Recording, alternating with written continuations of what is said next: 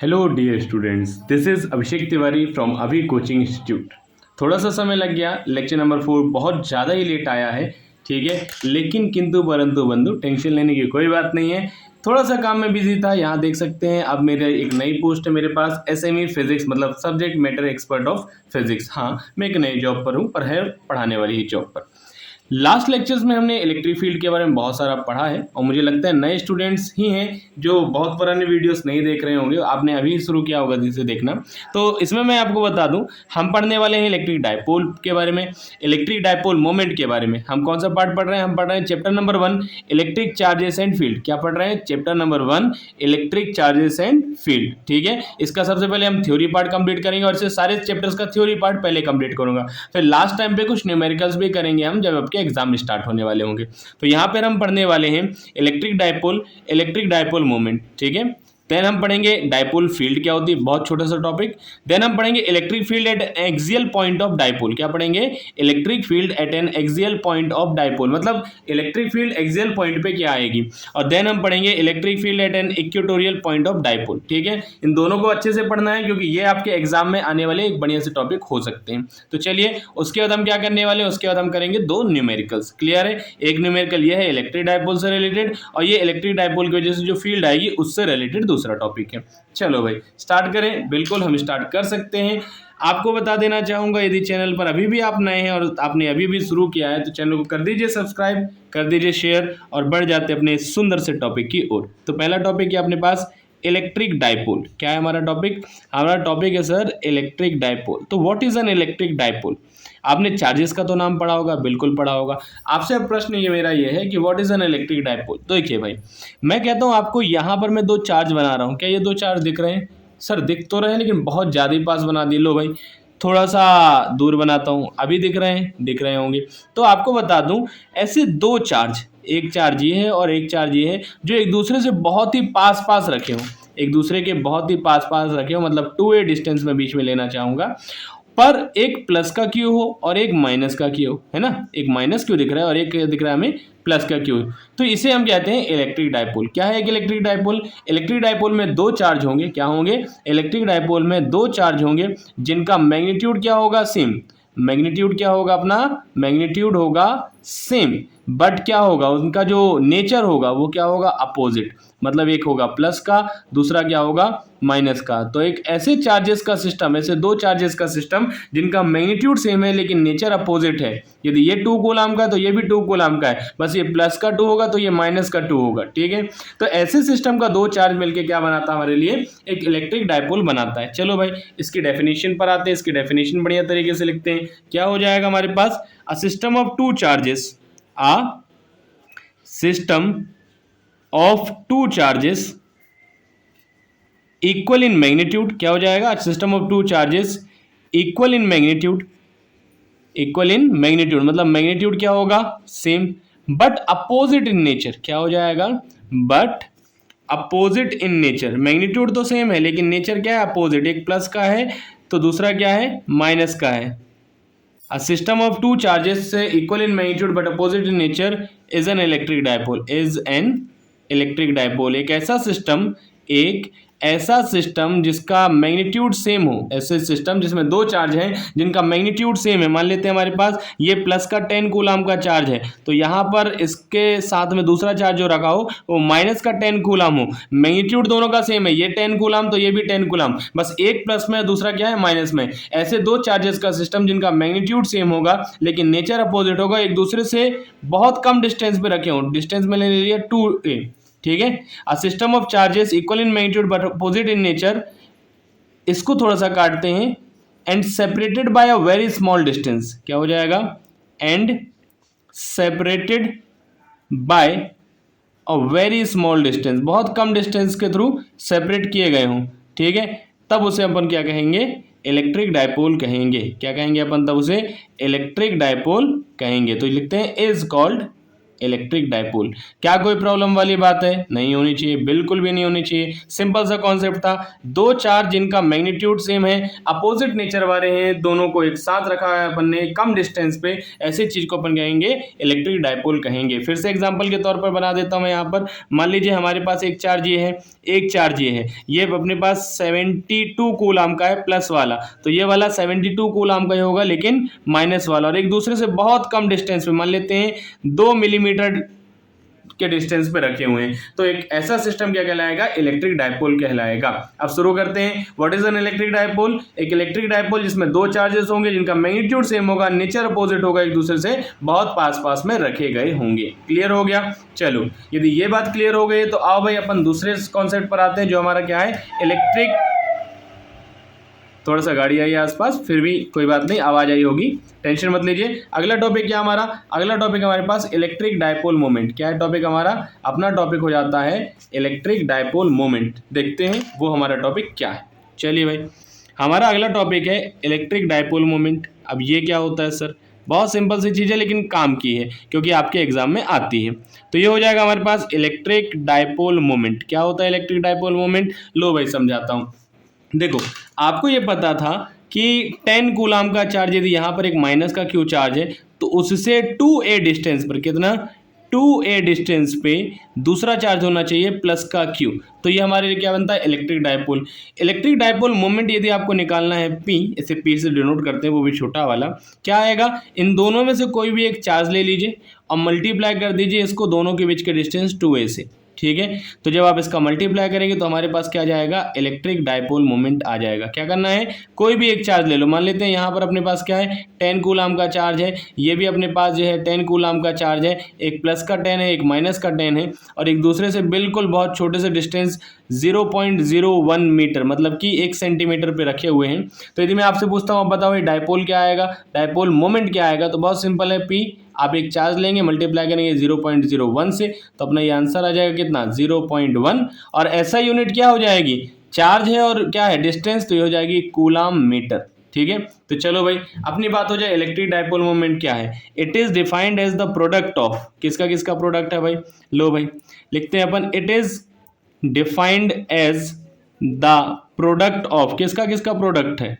Simple सी बात है sir, product है चार्ज का, कोई भी चार्ज ले सकते हैं बिल्कुल, तो अपन लिखेंगे प्रोडक्ट ऑफ ईदर चार्ज या आइदर चार्ज। ठीक है, किसी भी चार्ज का एंड दूसरे के साथ क्या है? It is defined as the product of either charge and distance between two charges, distance between two charges. ठीक है, दोनों चार्जेस का जो बीच का डिस्टेंस है उसका आप मल्टीप्लाई कर दीजिए किसी भी एक चार्ज से, तो ये कहलाएगा हमारे लिए इलेक्ट्रिक डाइपोल मोमेंट कहलाएगा। क्या ये वाली बात क्लियर है? जी सर ये वाली बात क्लियर है। आओ भाई अगला टॉपिक देखें। अगला टॉपिक क्या हमारे पास? इलेक्ट्रिक फील्ड कंप्लीट हो गया, इलेक्ट्रिक डाइपोल मोमेंट कंप्लीट हो गया। अब हमें समझना है डाइपोल फील्ड क्या होता है। इलेक्ट्रिक डाइपोल समझा दिया, डाइपोल मोमेंट समझा दिया, अब समझना है डाइपोल फील्ड क्या होता है। तो आओ भाई समझते हैं कि हमारे पास डाइपोल फील्ड क्या होता है। बहुत सिंपल सा कॉन्सेप्ट है, एक लाइन में कंप्लीट कर सकते हैं तो करेंगे ही। तो अपने पास है अगला कॉन्सेप्ट क्या? डाइपोल फील्ड का। क्या है? डाइपोल फील्ड का। डाइपोल फील्ड का मतलब क्या है? The field produced by electric dipole, the field produced by electric dipole, the field produced by electric dipole is called dipole field।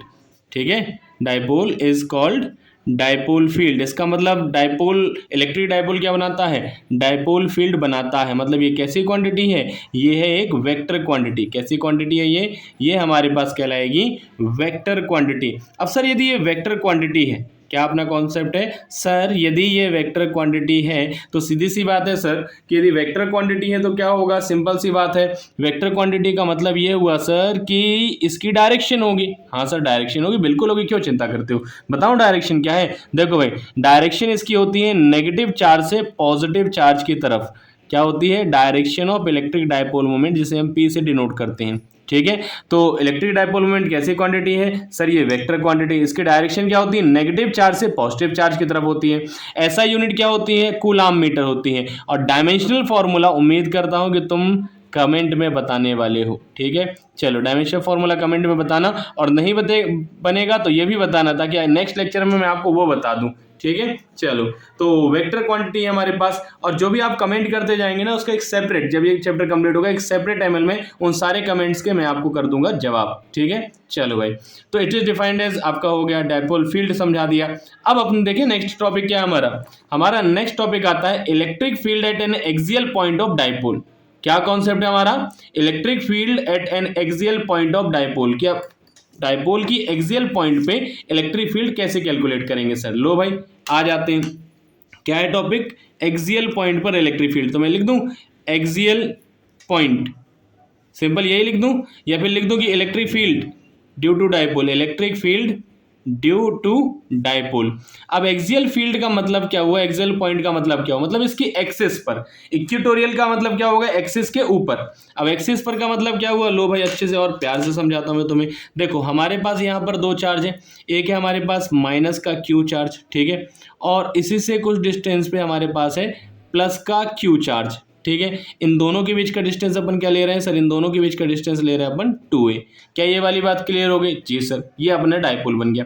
अब डायपोल की एक्सियल पोजीशन का मतलब क्या हुआ? सेंटर से इसी की एक्सिस पर, इसी एक्सिस पर मतलब ये वाली एक्सिस है ना, तो ये से एक्सिस पर कहते हैं अपन सेंटर से कितनी दूरी पर? सेंटर से r डिस्टेंस पे। कितने डिस्टेंस पे? सेंटर से सर r डिस्टेंस पे हमारे पास क्या होगा? एक पॉइंट P है। सेंटर से r डिस्टेंस पे सर एक पॉइंट P है, जहां पर इस पूरे डायपोल की वजह से इलेक्ट्रिक फील्ड बतानी है। क्या बतानी है? इस पूरे डायपोल की वजह से हमें बतानी है इलेक्ट्रिक फील्ड इस पॉइंट पर। यह क्वेश्चन इंपॉर्टेंट है, 4 नंबर में आपसे पूछा भी जा सकता है, तो अच्छे से तैयार करेंगे, ठीक है। चलिए, अब आपसे मैं ये पूछता हूँ, यदि ये पूरा का पूरा डिस्टेंस 2a है, तो ये आधा डिस्टेंस क्या कहलाएगा सर? आधा डिस्टेंस तो कहला जाएगा a। अब बताओ, यदि मैं कहता हूँ मुझे यहाँ से यहाँ तक का पूरा r डिस्टेंस है, तो ये इतना सा डिस्टेंस क्या होगा? बहुत सिंपल सर, इतना सा डिस्टेंस कहलाएगा r माइनस ए। क्या कहलाएगा सर? ये कहला जाएगा r माइनस ए। समझदार हो गए हो। आगे बढ़ते हैं, यदि पूछूं ये डिस्टेंस क्या होगा, तो यदि वो r माइनस ए था, तो ये क्या हो जाएगा? ये हो जाएगा r प्लस ए। कोई प्रॉब्लम वाली बात नहीं सर। आगे बढ़ते हैं, इसका नाम भी दे देते हैं, जैसे इस पॉइंट का नाम देते हैं हम a, और इस पॉइंट का नाम देते हैं हम b। शुरू करें अपन अब फील्ड निकालना? जी हाँ सर, शुरू कर सकते हैं। तो अपन कहते हैं electric field at point P due to charge at A। क्या बोलते हैं अपन? Electric field at P due to charge at A. जो चार्ज ए पर है, चार्ज एट ए, जो चार्ज ए पर है उसकी वजह से इलेक्ट्रिक फील्ड क्या आएगी? तो इलेक्ट्रिक फील्ड का फॉर्मूला यदि याद होगा तो बहुत अच्छी बात है भाई। क्या फॉर्मूला था? 1/4 pi epsilon naught Q upon में आर स्क्वायर। क्या फॉर्मूला होता था? क्यू अपॉन में आर स्क्वायर। तो आर क्या है? आर होता है हमारे पास डिस्टेंस। इस बार ए से डिस्टेंस नापना है तो एपी, और यदि तुम ध्यान दो तो एपी क्या होगा सर? एपी आएगा 1/4 पाई एप्सिलॉन नॉट पी नहीं सर, क्यू अपॉन में ए पी। अब देखो ए से पी तक का डिस्टेंस क्या? आर प्लस ए, तो अपन ने लिख दिया आर प्लस ए, ठीक है। इसको बना दिया इक्वेशन नंबर 1। ये हो गई इलेक्ट्रिक फील्ड ए की वजह से। कोई प्रॉब्लम वाली बात? हाँ सर, छोटी सी। क्या वो माइनस का साइन कहाँ गया सर? तो बता दो भाई, इलेक्ट्रिक फील्ड की बात कर रहे हैं, तो इलेक्ट्रिक फील्ड कैसी क्वांटिटी है? ये हमारे पास वेक्टर क्वांटिटी, इसलिए हम प्लस या माइनस नहीं लेंगे। हाँ, लास्ट में हम इसका वेक्टर सम करेंगे। वेक्टर सम करेंगे मतलब यदि फील्ड अपोजिट डायरेक्शन में है तो माइनस करेंगे, सेम डायरेक्शन में है तो प्लस करेंगे। क्लियर है? चलो भाई, दूसरा कॉन्सेप्ट अपने पास आता है कि electric field at P, at point P, थोड़ा तरीके से लिखिएगा आप एग्जाम में, ड्यू टू क्या हो जाएगा? Charge at B. इस बार चार्ज एट ए लिया था, अब चार्ज एट बी ले रहे हैं, ठीक है। क्या आएगा सर? ये आएगा sir E B is equal to 1/4 pi epsilon naught, और आ जाएगा सर क्यू अपॉन में आ जाएगा सर बी पी, ठीक है। चलो, तो इसमें भी लिखते हैं 1/4 पाई एप्सिलॉन नॉट। चार्ज को क्यू लेंगे, ना प्लस ना माइनस लेंगे। हाँ, यहाँ से देखो बी से पी तक का डिस्टेंस, ये पॉइंट बी है ना हमारे पास, तो बी से पी तक का डिस्टेंस कितना है? आर माइनस ए। ये बन गया हमारे लिए इक्वेशन नंबर 2। क्या कोई प्रॉब्लम वाली बात है? जी नहीं सर। तो आगो भाई, आगे बढ़ जाएं? बिल्कुल बढ़ सकते हैं। तो आगे बढ़ते हुए हम देखते हैं, यदि हमें नेट इलेक्ट्रिक फील्ड निकालनी है, क्या करनी है? यदि मुझे नेट इलेक्ट्रिक फील्ड निकालनी है तो क्या करना होगा भाई?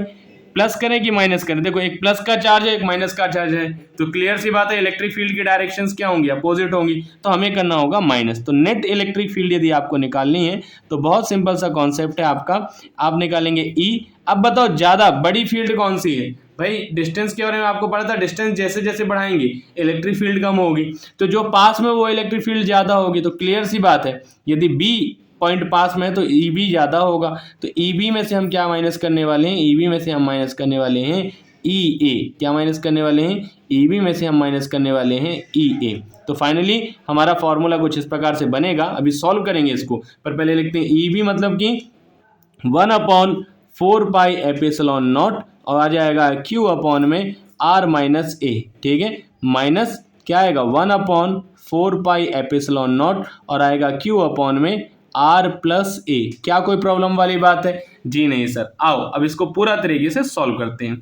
ठीक है, इसको मैं दोबारा से कॉपी कर दूंगा, चूंकि पेज पलटा रहा हूं तो कहीं तुम कंफ्यूज ना हो जाओ, इसके लिए मैं इसे क्या करूंगा, दोबारा से कॉपी कर दूंगा। ठीक है, और इसके बाद हमारे पास जैसे अपने एक्सियल पोजीशन कर रहे हैं वैसे को एक्सियल बस बचेगी, उसके बाद तो मैं न्यूमेरिकल करेंगे और फिर खत्म करते हैं। चलो, तो E इज इक्वल टू हमने जो फॉर्मूला लिखा था उसको मैं दोबारा से लिख देता हूँ, वैसे तुम पीछे करके भी देख सकते हो फॉर्मूले को। फॉर्मूला है 1/4πε0 क्यू अपॉन में क्या लिखा हुआ है यहाँ पर, मैं भी देख लूँ भाई, आर माइनस ए। क्या लिखा है, आर माइनस ए, माइनस ये हो जाएगा 1/4πε0 क्यू अपॉन में आर प्लस ए। क्या कोई प्रॉब्लम वाली बात है? जी नहीं सर। तो आओ भाई आगे बढ़ें, बिल्कुल बढ़ सकते हैं। तो E इज इक्वल टू हम कॉमन ले सकते हैं, क्या हम ले सकते हैं Q, दोनों में दिखाई दे रहा है, अपॉन वाला 4πε0 दोनों में दिखाई दे रहा है। सर एक छोटी सी गलती हो गई जो हमेशा से हो जाती है। क्या सिंपल सी गलती है? लाओ भाई मैं सुधार देता हूँ। तुम कहोगे सर कमेंट में कि सर गलती कर दिए आप। लो, यहाँ पर आया करता था आर स्क्वायर, तो बीपी का स्क्वायर होगा, यहाँ भी स्क्वायर होगा, यहाँ भी स्क्वायर होगा, यहाँ भी स्क्वायर होगा और यहाँ भी क्या होगा, स्क्वायर। ठीक है, तो थोड़ा सा कंफ्यूजन था, दिक्कत वाली बात नहीं, हो गया, इजी था। यहाँ भी लगाते हैं स्क्वायर और यहाँ पे भी लगाते हैं स्क्वायर। अब अंदर क्या बचा है, अंदर बचा है सर 1 अपॉन में आर माइनस ए का होल स्क्वायर, माइनस सर यहाँ पे बचा है 1 अपॉन में आर प्लस ए का होल स्क्वायर। ठीक है भाई, अब यदि मुझे एलसीएम लेना तो एलसीएम कैसे लूँगा? बहुत सिंपल सा काम है, एलसीएम लेना, दोनों को मल्टीप्लाई कर देता हूँ और ऊपर नीचे लिख देता हूँ। ऊपर नीचे कैसे सर? सिंपल सा कॉन्सेप्ट है, लाओ समझा दूँ। इन दोनों को कर देते हैं मल्टीप्लाई, ये हो गया आर माइनस ए का होल स्क्वायर, ये हो गया अपने पास आर प्लस ए का होल स्क्वायर। क्लियर बात है? जी सर क्लियर है। अब ऊपर क्या करेंगे, ऊपर इसका 1 से मल्टीप्लाई कर दें, इसका यहाँ 1 से मल्टीप्लाई कर दें। अब किसी का भी 1 से मल्टीप्लाई करो तो वही आता है ना, तो ये हो जाएगा आर प्लस ए की जगह पर अपन आर प्लस ए ही लिखेंगे पर होल स्क्वायर के साथ, तो ये हो जाएगा आर प्लस ए का होल स्क्वायर, माइनस ये क्या हो जाएगा, ये हो जाएगा आर माइनस ए का होल स्क्वायर। ठीक है सर, आगे बढ़ते हैं। ये हो जाएगा E is equal to q upon में 4πε0। कोई बात नहीं, थोड़ा सा कैमरा गिरा है, उसको हम कर देते हैं सही। ठीक है, बिल्कुल चिंता वाली कोई बात नहीं, सारी चीज़ें सही चल रही हैं और टेंशन लेना है नहीं। वो थोड़ा सा मेरा हाथ लग गया था तो उसके लिए मैं सॉरी, माफ़ी चाहूँगा। लो भाई शुरू करें फिर से। बिल्कुल सर शुरू कर सकते हैं। Camera angle set, all set, cameraman जल्दी फोकस करो। चलो भाई आगे बढ़ते हैं। ये हो जाएगा आर प्लस ए का होल स्क्वायर। इसका मतलब क्या हुआ, यहाँ पे हम फॉर्मूला लगाएंगे ए प्लस बी के होल स्क्वायर का। क्या है ए प्लस बी का whole square? A plus B का होल स्क्वायर हुआ करता है A square plus B square plus 2ab। तो यहाँ पर हम करते हैं, ये हो जाएगा आर स्क्वायर प्लस ए स्क्वायर प्लस 2ra। ठीक है, और यहाँ पर माइनस के साइन के साथ आएगा तो ये हो जाएगा माइनस आर स्क्वायर माइनस ए स्क्वायर प्लस 2ra। सर ये कैसे आए, ये फॉर्मूला तो नहीं पढ़ा है। देखो आर माइनस ए का जब तुम होल स्क्वायर करोगे तो A square minus B, A square plus B square plus 2ab आएगा, नहीं माइनस 2ab आएगा। पर जब आप माइनस का अंदर मल्टीप्लाई कर रहे हैं तो साइन चेंज हो जाएगा। ठीक है, चलो आगे ध्यान दोगे, बिल्कुल ध्यान दे सकते हैं। अब यदि ध्यान दे तो आर माइनस ए का स्क्वायर है तो आर माइनस ए को 2 बार लिख सकता हूँ और आर प्लस ए को भी 2 बार लिख सकता हूँ, तो हो जाएगा R minus A into R plus A, फिर से R minus A into R plus A. ठीक है, 2 बार लिखा, बस एक दूसरे के बीच में लिख दिया है। अभी ध्यान दो, E इज इक्वल टू हो जाता है Q अपॉन 4πε0। और ध्यान देने वाली बात क्या है अपने पास कि ये प्लस का आर स्क्वायर है, ये माइनस का आर स्क्वायर, तो ये हो जाएंगे कैंसिल। ठीक है सर, ये प्लस का ए स्क्वायर है, ये माइनस का ए स्क्वायर, तो ये क्या हो जाएंगे कैंसिल। अब क्या बच रहा है अपने पास, बच रहा है 2ra 2 बार, तो अपन लिखते हैं 2 इंटू 2ra। क्या कोई प्रॉब्लम वाली बात है? जी नहीं सर। अभी नीचे पर ध्यान दें, यदि अपन तो R minus A R plus A, क्या लगेगा formula, A plus B into A minus B. क्या होता है सर, होता है are square minus A square. ये भी हो जाएगा अपने पास आर स्क्वायर माइनस ए स्क्वायर 2 बार, है ना। चलो आगे बढ़े। E इज इक्वल टू हम करते हैं 1/4 पाई एप्सिलॉन नॉट और Q का कर देते हैं अंदर मल्टीप्लाई, तो ये हो जाएगा 2R बाहर कर देते हैं, 2R बाहर, Q का मल्टीप्लाई हो रहा है 2A से, किससे? Q का मल्टीप्लाई हो रहा है 2A से, और चूंकि ये दो बार है तो हम लिखते हैं R square minus A square का होल स्क्वायर। अभी ध्यान दो, इलेक्ट्रिक डायपोल मोमेंट क्या बताया था? बोला था सर एक चार्ज लो और 2A से मल्टीप्लाई कर दो, डायपोल मोमेंट आ जाएगा। बिल्कुल आ जाएगा। तो अपन इसकी जगह पर अपन क्या लिख सकते हैं? लिख सकते हैं P। तो फाइनल फार्मूला है E इज इक्वल टू, क्या फार्मूला बन जाएगा हमारा finally? E is equal to 1/4 pi epsilon naught 2R multiplied by P divided by R square minus A square और उसका भी होल स्क्वायर। क्या कोई प्रॉब्लम वाली बात है? जी नहीं सर। क्या फॉर्मूला फाइनल बन चुका है? जी हाँ सर। लेकिन एक स्पेशल केस भी डिस्कस करेंगे। सो अभी इसको तुरंत ऐसा मत करो कि सर कॉपी कर लेते हैं, और यदि तुम्हें लगता है कि तुम्हें इसके प्रॉपर नोट्स चाहिए, क्या चाहिए तुम्हें? यदि तुम्हें चाहिए इसके प्रॉपर नोट्स तो इसको देखते रहो और मैं आपको नोट्स प्रोवाइड कर दूंगा। और यदि मैंने उस PDF में डाला एक बढ़िया तरीके से, वो क्या डाला मैंने? पासवर्ड। तो पासवर्ड होगा अपना ABC234। क्या होगा? ABC234, ये अपना पासवर्ड हो जाएगा। ठीक है, तो चलो भाई, नोट्स PDF के रूप में मिल जाएंगे। यदि पासवर्ड डाला तो पासवर्ड होगा ABC234। क्लियर है ये वाली बात? जी सर। तो आओ भाई स्पेशल केस की चर्चा करें। बिल्कुल। स्पेशल केस क्या होगा? स्पेशल केस होगा यदि अपना डिस्टेंस बहुत ज़्यादा दूर हो। क्या हो? डिस्टेंस बहुत ज़्यादा दूर हो, इतना ज़्यादा दूर हो कि A के मामले में नगण्य हो जाए, मतलब R is very very very greater than A, तब क्या हो जाएगा? A square can be neglected. A square को क्या कर सकते हैं अपन? नेग्लेक्ट कर सकते हैं। यदि आपने A स्क्वायर को नेग्लेक्ट करने का सोच ही लिया है तो R स्क्वायर है, A स्क्वायर छोड़ दो तो उसका भी स्क्वायर, तो 2 2 जा कितना हो जाएगा? 4। तो ये हो जाएगा sir E is equal to 1/4 pi epsilon naught हो जाएगा सर 2RP अपॉन में R की पावर 4। अभी ध्यान दोगे तुम R की पावर 4 पर ध्यान दो, तो ध्यान दोगे ऊपर भी एक R है, तो इस R से जब ये कैंसिल होगा तो ये हो जाएगा R की पावर 3। ठीक है, तो फाइनल फार्मूला क्या आता है अपना? E is equal to 1/4 pi epsilon naught और आ जाएगा 2P अपॉन R³। ये क्या हमारा फार्मूला? ये फार्मूला हमारा किसी स्पेशल केस वाला। क्या कोई प्रॉब्लम है? जी नहीं सर। क्या ये 4 नंबर में मिल जाएगा? जी हाँ सर। तो थोड़ा अच्छे से तरीके से पढ़ाई करना ताकि 4 नंबर में जब तुम इसको करो तो ईजिली तुम्हें बन जाए। ठीक है, तो ये तुमने से देखा अभी एक्सियल पोजीशन का। आओ भाई एक लास्ट टॉपिक करते हैं जिसे हम कहते हैं को एक्सियल पोजीशन। देखो यदि तुम कहते हो कि सर लेक्चर लंबा जा रहा है 40 मिनट का, तो देखो अभी पढ़ाई भी तो कर रहे हैं इंपॉर्टेंट वाली, तो आओ समझते हैं को एक्सियल पोजीशन में। ठीक है, तो अपना नेक्स्ट टॉपिक क्या है? हमारा नेक्स्ट टॉपिक है sir electric field due to electric dipole. Electric field due to electric dipole.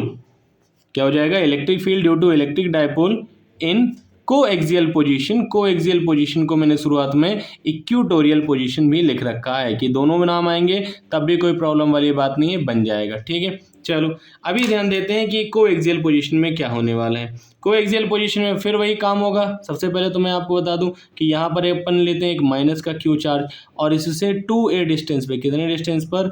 2A distance पे लेते हैं प्लस का Q चार्ज। कितने डिस्टेंस पर ले रहे हैं अपन?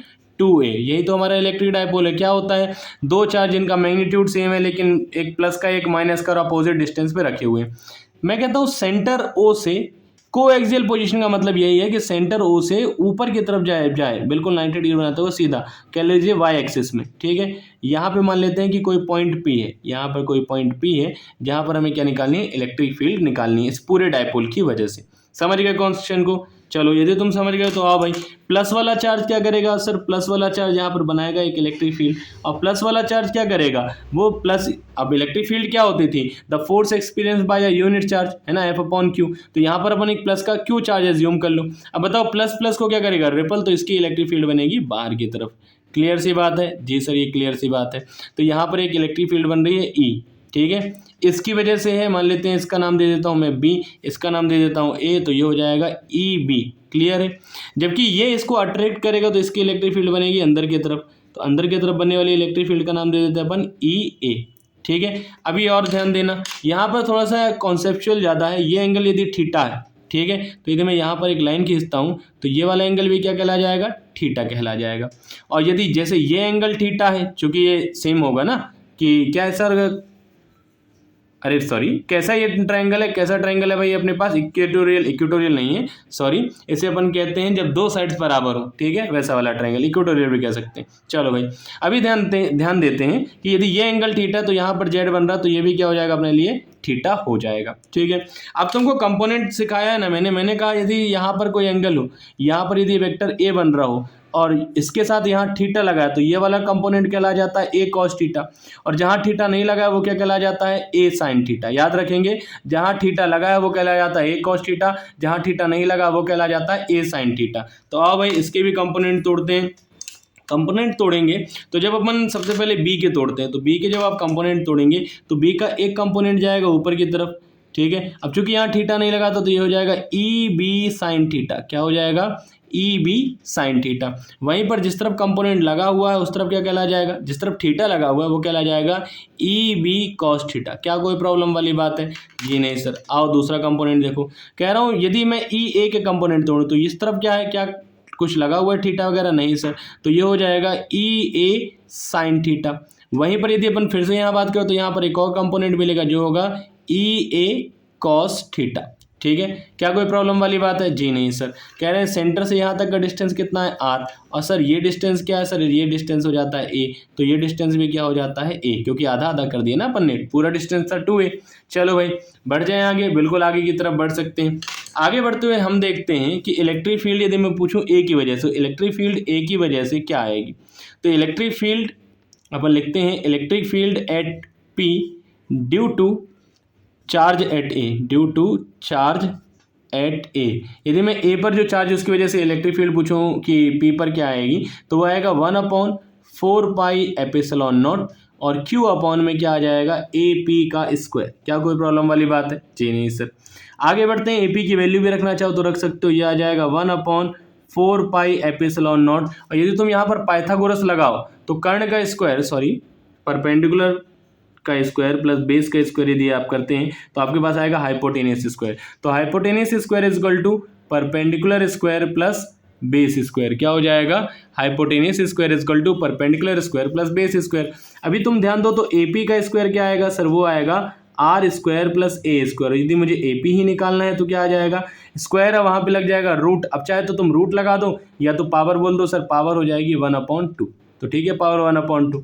तो यहाँ पर वही कर रहा हूँ, क्यू अपॉन में ए पी का स्क्वायर। अब यदि ए पी का स्क्वायर ही पूछा है तो ए पी स्क्वायर तो हमें मालूम है क्या है, are square plus A square. कोई प्रॉब्लम वाली बात, जी नहीं सर। इक्वेशन 1 बना देते हैं, बिल्कुल बन गया। आगे बढ़ते हैं, वही हम करते हैं कि इलेक्ट्रिक फील्ड एट पी, क्या electric field at P due to charge at B, due to charge at B, B पर जो चार्ज है उसकी वजह से, तो ये आ जाएगा sir E B is equal to 1/4 pi epsilon naught Q upon में बी पी का स्क्वायर। अब यदि तुम बी पी भी निकालना चाहो तो तुम देखोगे भाई यहाँ पर ये डिस्टेंस आर है, ये ए है, सेम टू सेम आएगा। तो यहाँ पर सॉल्व करके दोबारा से नहीं बता रहा हूँ, मैं डायरेक्ट कहता हूँ 1/4 pi epsilon naught Q upon में आर स्क्वायर प्लस ए स्क्वायर। क्या समझ में आया, जी सर समझ में आया। अभी ध्यान देने वाली बात है, ध्यान दो, क्या ये दोनों सेम टू सेम दिखाई दे रहे हैं, बिल्कुल सर। तो क्या ई ए और ई बी एकदम सेम टू सेम है, जी सर। तो अपन कहेंगे हेंस लिखते हैं अपन कि E A is equal to E B, और यदि E A is equal to E B है तो जो ऊपर की तरफ जो वर्टिकल कंपोनेंट है, देखो ई बी साइन थीटा ऊपर है, ई ए कॉस साइन थीटा नीचे है, ठीक है। अब जब ई ये भी बराबर है तो ये ऊपर की तरफ वाला और नीचे की तरफ वाला कंपोनेंट क्या हो गया, बराबर, क्योंकि अपोजिट डायरेक्शन में ये क्या हो जाएंगे, cancel. So E B sine theta and E A cos theta, E B sine theta and E A cos theta नहीं sine theta will cancel each other, will cancel each other. ये एक दूसरे को क्या कर देंगे, कैंसिल कर देंगे। अब जब ये एक दूसरे को कैंसिल कर देंगे तो फिर कौन बचेगा भाई, कौन बचेगा। जब ये एक दूसरे को कैंसिल कर देंगे तो ध्यान दो ई बी कॉस थीटा और ई ए कॉस थीटा दोनों सेम डायरेक्शन में, और जब आप वेक्टर सम करेंगे तो सेम डायरेक्शन वाले को अपन क्या करते हैं, प्लस। तो ये हो जाएगा हमारे पास net electric field. Net electric field यदि आपको निकालनी है तो बहुत सिंपल है, आप करेंगे E is equal to E A cos theta plus में क्या आ जाएगा, ई बी कॉस थीटा। अब चूंकि ई ए और ई बी दोनों बराबर हैं तो अपन ऐसा भी कह सकते हैं कि ये हो गया ई ए कॉस थीटा, और प्लस में क्या आ गया, इसको भी मैं बोल देता हूँ ई ए कॉस थीटा। अब चूंकि 2 बार है तो अपन 2 का मल्टीप्लाई करके लिख देते हैं, 2 into E A cos theta. चलो भाई, अब सिंपल सा है, अपन को बहुत ज़्यादा कॉन्सेप्ट लगाना नहीं है, दिमाग लगाना नहीं है, वैल्यू रखते हैं। तो ये आ गया sir E is equal to 2। E A की वैल्यू क्या है सर, ये है हमारे पास, तो ये लिखते हैं अपन, क्या है अपने पास 1/4πε0 और आ जाएगा Q अपॉन में R स्क्वायर प्लस ए स्क्वायर। कोई प्रॉब्लम वाली बात ये नहीं सर।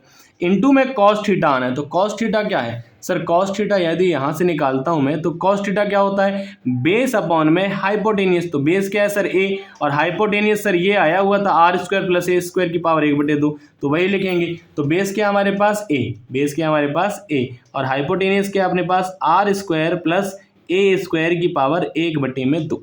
क्या कोई प्रॉब्लम है, इसकी पावर है 1, उसकी पावर है 1/2, एक और आधा जोड़ दो तो कितना आ जाएगा सर, वो आ जाएगा 1.5। क्या आ जाएगा 1.5, तो वन साइड 1/2 आएगा। ध्यान दो, 1 प्लस आधा जब अपन पावर जोड़ेंगे, क्योंकि मल्टीप्लाई हो रहा है तो पावर जोड़नी ही पड़ेगी, तो ये जाएगा 2 × 1 = 2 + 1 3/2। ठीक है, तो चलो भाई बढ़ जाएं आगे। बिल्कुल सर, आगे की ओर बढ़ सकते हैं और इसी फॉर्मूले को दोबारा से कॉपी कर सकते हैं। तो इस फॉर्मूले को कॉपी करते हैं और आगे सॉल्व करते हैं और करते हैं इस लेक्चर को जल्दी से 2 न्यूमेरिकल के साथ समाप्त। ठीक है, देखो भाई हुआ अभी 30 ही मिनट है, तो ज़्यादा टेंशन लेने की जरूरत नहीं है। ठीक है, तो ये आ जाता है सर हमारे पास E इज इक्वल टू, फॉर्मूले को लिखते हैं सबसे पहले 2 × 1/4πε0 और क्या आता है Q अपॉन में R स्क्वायर प्लस ए स्क्वायर, और इंटू में क्या आता है, इंटू में आता है सर A अपॉन में R स्क्वायर प्लस ए स्क्वायर की पावर 1/2। ठीक है, तो ये आ जाएगा sir E is equal to 1/4πε0 रहने देते हैं। ठीक है, 2 का A से मल्टीप्लाई कर देते हैं, ये हो जाएगा Q इंटू में 2A, और अपॉन में क्या आ जाएगा R स्क्वायर प्लस ए स्क्वायर की पावर 3/2। अब बताओ 2A इंटू में Q, इधर चार्ज, कोई भी एक चार्ज को डिस्टेंस से मल्टीप्लाई कर दो, क्या आता है डाइपोल मोमेंट। कैसी क्वांटिटी है, वेक्टर क्वांटिटी है, ऐसा यूनिट कूलाम पर मीटर, कूलाम पर मीटर नहीं सॉरी कूलाम मीटर। और डायमेंशन फॉर्मूला कमेंट में बताने वाले व्यक्ति आप हैं। चलिए, तो अभी ध्यान देते हैं, क्या इसको अपन ऐसे लिख सकते हैं, बिल्कुल। तो फाइनल फॉर्मूला आता है 1/4πε0 और आ जाता है अपने पास P डिवाइडेड बाई क्या हो जाएगा R स्क्वायर प्लस ए स्क्वायर की पावर 3/2। क्या तुम्हें ये फॉर्मूला समझ में आ गया? जी सर, ये फॉर्मूला समझ में आ गया। क्या इसमें भी स्पेशल केस बना सकते हैं? बिल्कुल भाई, जैसे पहले वाले में बनाए हैं, तो इसमें बढ़िया तरीके का एक स्पेशल केस बनाया जा सकता है। ठीक है, तो चलो भाई, इसे अपन ने बना दिया सर्कल और देखते हैं अपना स्पेशल केस क्या है। वही स्पेशल केस क्या होगा, स्पेशल केस होगा sir if R is very very greater than A। ठीक है, तो A square can be neglected. अब ए स्क्वायर को यदि आप नेग्लेक्ट कर रहे हैं, समझेंगे, यदि ए स्क्वायर को आप कर रहे हैं नेग्लेक्ट, तो देखो भाई ए स्क्वायर नेग्लेक्ट कर दिए, क्या बचेगा आर स्क्वायर की पावर 3/2। तो वही लिखता हूँ, लो E is equal to answer आता है 1/4πε0 पी अपॉन में आर स्क्वायर की पावर 3/2, 2 से 2 कैंसिल, फाइनल फॉर्मूला क्या बनेगा, ई इज इक्वल टू 1/4πε0 और ये आएगा P अपॉन में R³। क्या कोई प्रॉब्लम वाली बात है? जी नहीं सर। क्या तुम्हें समझ में आ गया? जी हाँ सर। तो ठीक है, फॉर्मूला जो मैंने डेरिवेशन करवाए ना तुम्हें, ये 4-4 नंबर के आएंगे। ठीक है, तो 4-4 नंबर के हिसाब से बहुत इंपॉर्टेंट टॉपिक है, अच्छे से पढ़िए, याद कीजिए। ठीक है, अब जैसे कि 2 क्वेश्चन मैंने लिख रखे हैं, तो देखो भाई वैसे तो 30-32 मिनट हुए, तुम पढ़ सकते हो, तो चलो 2 क्वेश्चन जल्दी से खत्म भी कर लेते हैं, फिर बढ़ते हैं आगे। पहला question, 2 charges 1 + 5 microcoulomb and another -5 microcoulomb are placed 1 millimetre apart, calculate the dipole moment. ठीक है, डाइपोल मोमेंट निकालना है, इजी सा क्वेश्चन है, बन जाएगा। ध्यान देना, यहाँ पर गलतियां हो जाती, इसलिए क्वेश्चन मैं बता रहा हूँ। ठीक है, और उसका आंसर बता रहा हूँ, क्वेश्चन तो हो गया आंसर। ठीक है, 2 चार्ज हैं, तो चार्ज Q1 कितना है या Q2 कितना है, तो Q1 कितना है अपने पास प्लस का 5 माइक्रोकूलम। ठीक है, माइक्रो का मतलब भी तुम्हें पता होना चाहिए, और Q2 क्या है हमारे पास, Q2 अपने पास माइनस का 5 माइक्रोकूलम, और दोनों के बीच का डिस्टेंस क्या है, 2A जो है अपने पास 1 मिलीमीटर। क्या कोई प्रॉब्लम वाली बात है? जी नहीं सर, कोई प्रॉब्लम वाली बात नहीं। आगे बढ़े, बिल्कुल। अभी सबसे पहले मैं लिखता हूँ जो मेरी काम की चीज़ है, ये है Q। 5 माइक्रो का मतलब होता है 10⁻⁻6, तो 10⁻⁻6 कूलम। ठीक है, और 2A डिस्टेंस हमेशा 2A ही लेना है। ठीक है, 1 मिलीमीटर मतलब 10⁻³ मीटर। आओ डाइपोल मोमेंट निकालते हैं। P इज इक्वल टू क्या हो जाएगा, formula sir 2A multiplied by Q। तो बहुत सिंपल है, 2A की वैल्यू है 10⁻³ और Q की वैल्यू है 5 × 10⁻6। देखो 5 का तो मैं 5 ही रहने दूंगा, लेकिन 10 की पावर कितनी है, -3 और -6, तो -3 और -6 मिला के टोटल कितना हो जाएगा सर, टोटल हो जाएगा 9। तो ये हो जाता फाइनल आंसर हमारे पास इज इक्वल टू में 5 × 10⁻9 और ऐसा यूनिट क्या हो जाएगी, कूलाम मीटर। क्या कोई प्रॉब्लम वाली बात है? जी नहीं सर। जब इतना पढ़ ही लियो तो लाओ भाई लास्ट क्वेश्चन भी तो कर ही लें। बिल्कुल सही, कर सकते हैं। 2 point charges each of 5 microcoulomb but opposite sign are placed 4 centimeter apart। ठीक है, calculate the electric field intensity at a point distance 4 centimetre from the mid point on the axial line. तो एक्सियल लाइन वाला formula पढ़ा है, उसमें अपन value रखते हैं और आंसर लेकर आते हैं। ठीक है, तो सबसे पहले अपने को चार्ज कितना दिया हो वो लिखते हैं। तो चार्ज अपने पास दे रखा है सर, चार्ज हमारा है Q is equal to 5 microcoulomb. अब माइक्रोकूलम से किस में कन्वर्ट कर देंगे? कूलाम में, तो 10 की पावर -6 से मल्टीप्लाई कर देंगे। क्लियर है ये वाली बात? जी सर। आगे बढ़ो, क्या लिखा हुआ है? बोला है सर प्लेस्ड 4 सेंटीमीटर अपार्ट, इन दोनों के बीच का डिस्टेंस 2 है। कितना दे रखा है हमारे पास? हमारे पास सर डिस्टेंस दिया है 4 सेंटीमीटर। सेंटीमीटर में से मीटर में कन्वर्ट करना है, 4 × 10⁻² मीटर। क्लियर हो गया सर ये भी। आगे लिखा हुआ है फ्रॉम द मिड पॉइंट। नहीं नहीं नहीं, बहुत अच्छी सी चीज़ है sir. Calculate the electric field intensity at a point distance. अच्छा, 2a तो 4 दिया ही दिया है, साथ में r दिया है। r भी कितना है? 4 सेंटीमीटर दिया है सर। 4 मतलब 4 × 10⁻²। लेकिन किंतु परंतु बंधु, यदि तुम्हें एक्सियल वाला फॉर्मूला ध्यान से पढ़ोगे तो यहाँ पर क्या दिया है तुमको? a।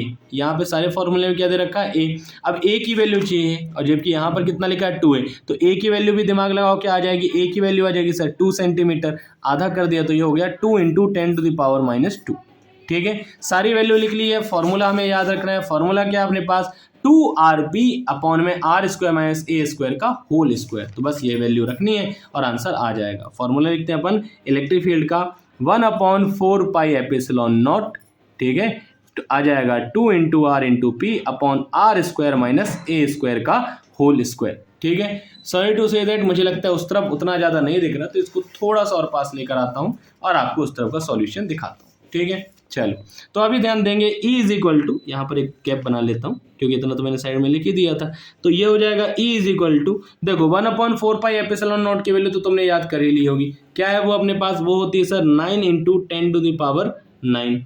2 × r, r की वैल्यू क्या है सर? r की वैल्यू 4 × 10⁻²। और p की वैल्यू क्या है सर? p तो निकालना पड़ेगा, तो चलो भाई p की वैल्यू पहले निकाल लें। बिल्कुल सर निकाल सकते हो। तो p इज इक्वल टू क्या होता है?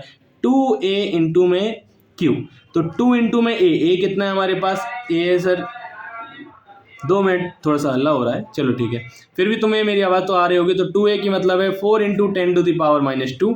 और वहीं पर यदि मैं बात करूं कि q का क्या मतलब है, तो q है हमारे पास 5 × 10⁻6। चलो 4 5 से कितना हो गया? 20, और 10⁻², 10⁻6 मतलब 20 × 10⁻- का कितना आ जाता है? 8।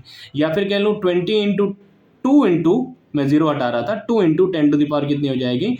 -7। तो यहाँ पे लिखता हूँ मैं 2 × 10⁻7। क्या कोई प्रॉब्लम वाली बात है? जी नहीं सर। आगे बढ़ो, आगे बढ़ते हैं। बिल्कुल, ये हो जाएगा r² - a²। r क्या हमारे पास? r है सर 4 × 10⁻²। उसका भी स्क्वायर है तो 4 × 10⁻² का स्क्वायर। तो 4 का स्क्वायर कितना आएगा सर? 16। 10⁻² मतलब 10 की पावर हो जाएगी -4। -a² करना है तो a कितना हमारे पास? 2 सेंटीमीटर। तो 2 का स्क्वायर कितना आता है? 2 का स्क्वायर आ जाता है हमारे पास 4 × 10⁻⁴।